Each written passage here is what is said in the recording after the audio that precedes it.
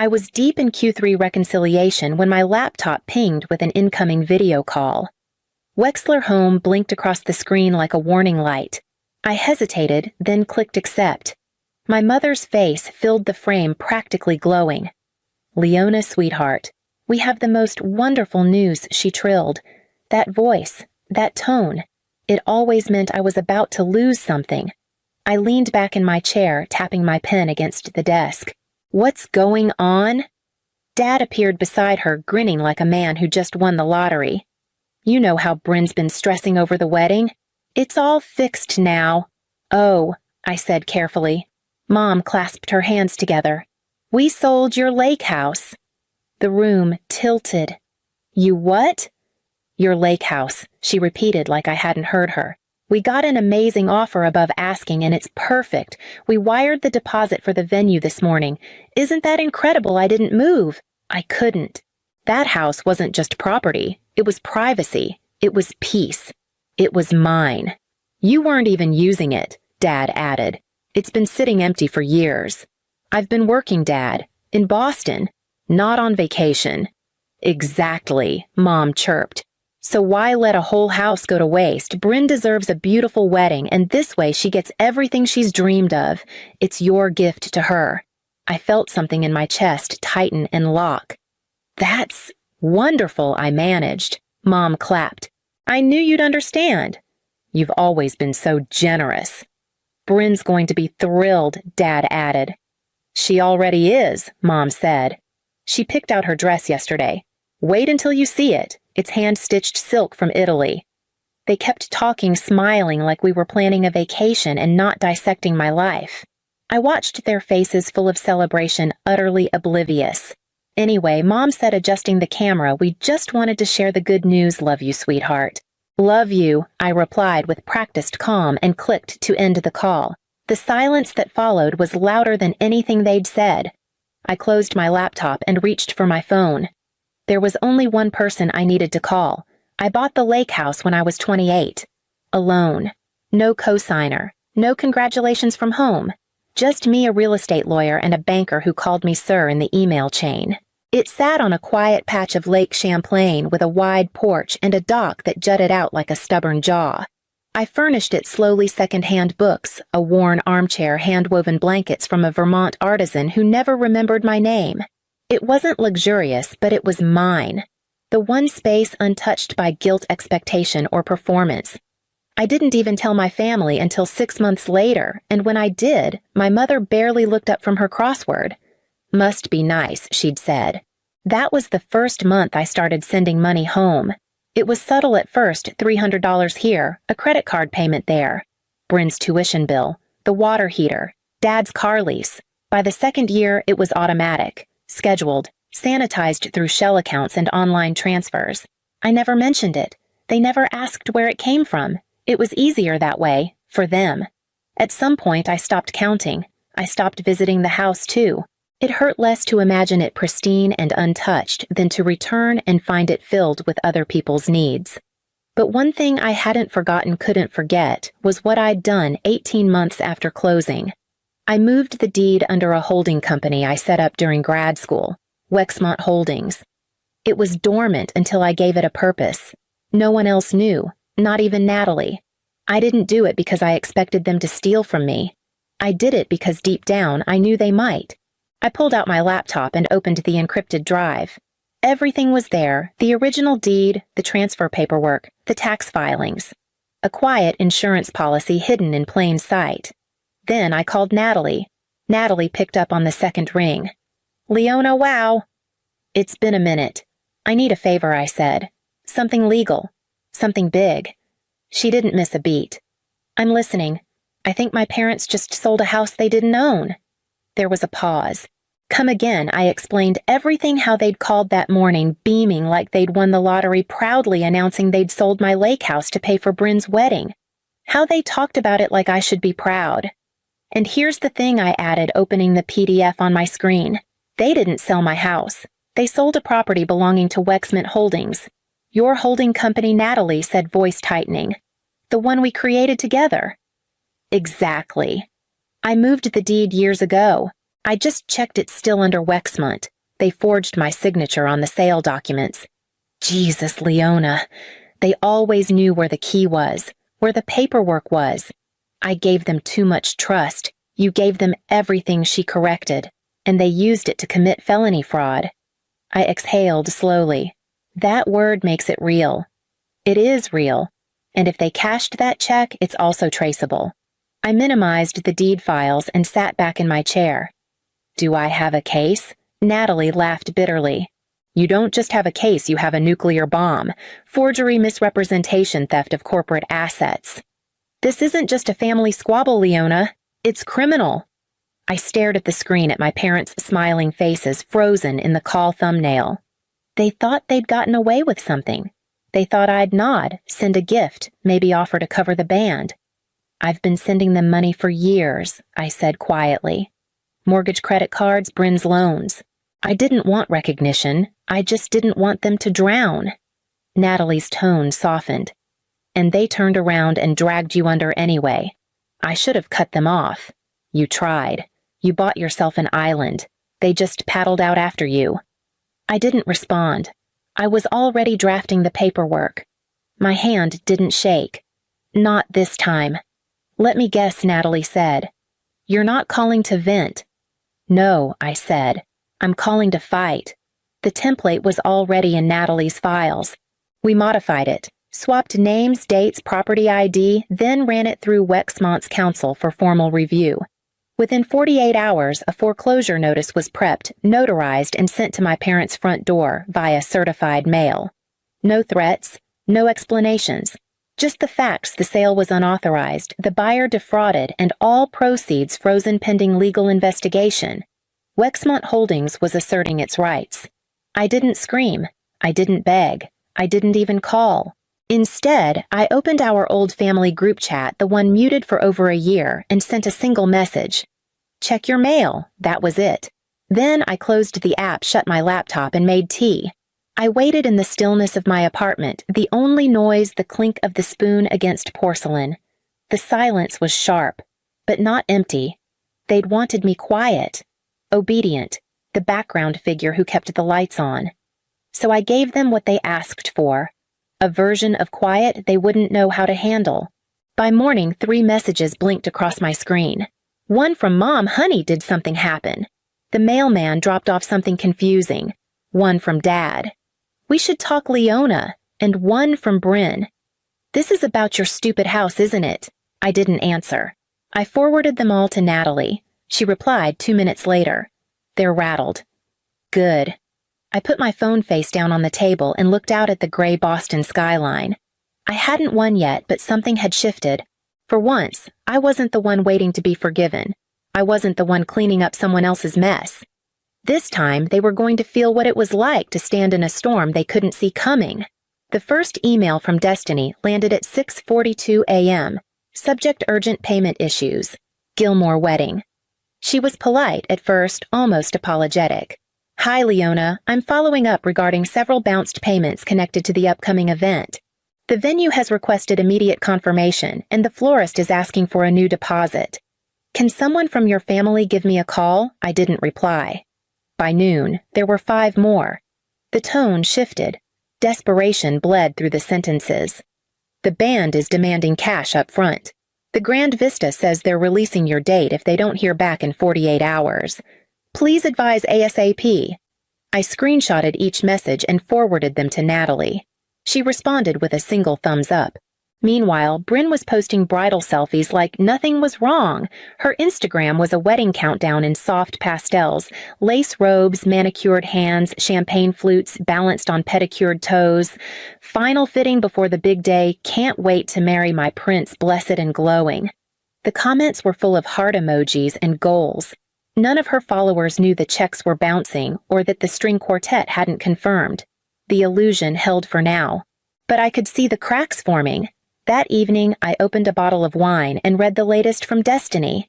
This one was marked urgent, response required. Hi, Leona.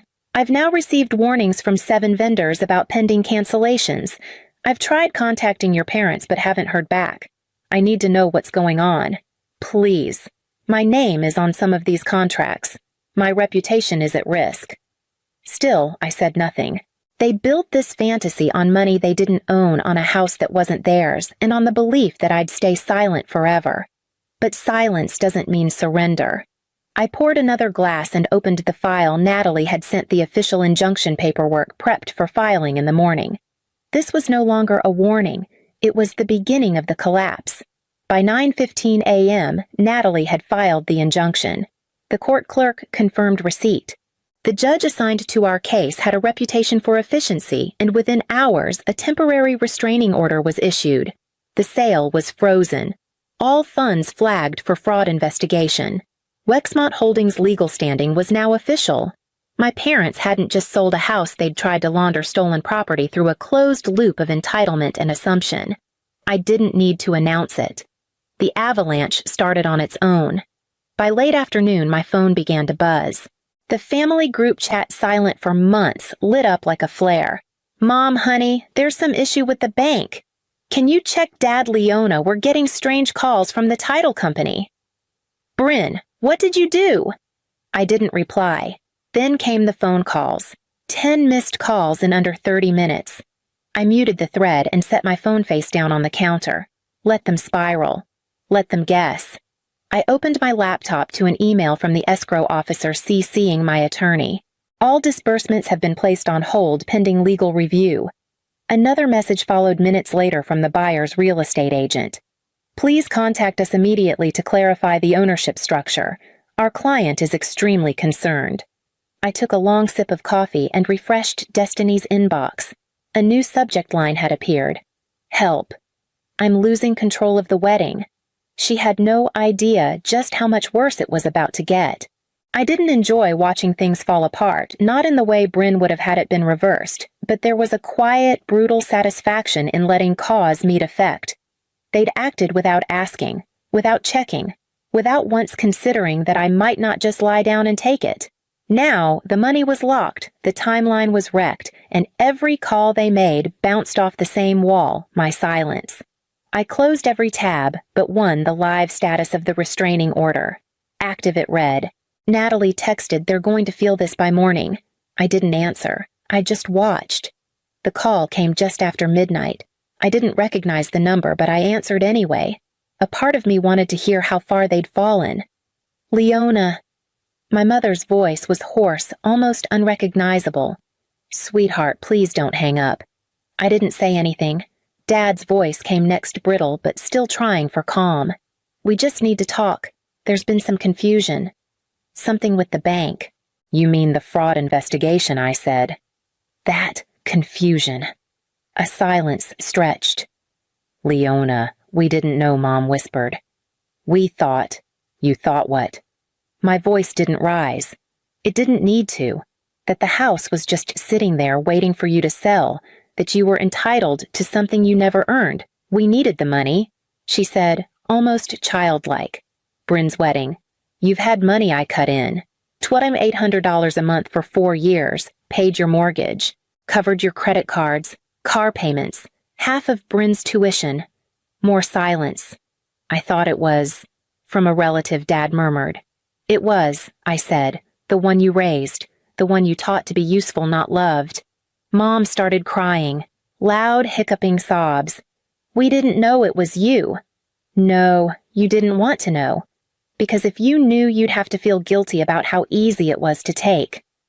"We were just trying to keep things afloat," Dad said. "You're doing so well, and that's why you thought I wouldn't notice when you stole from me."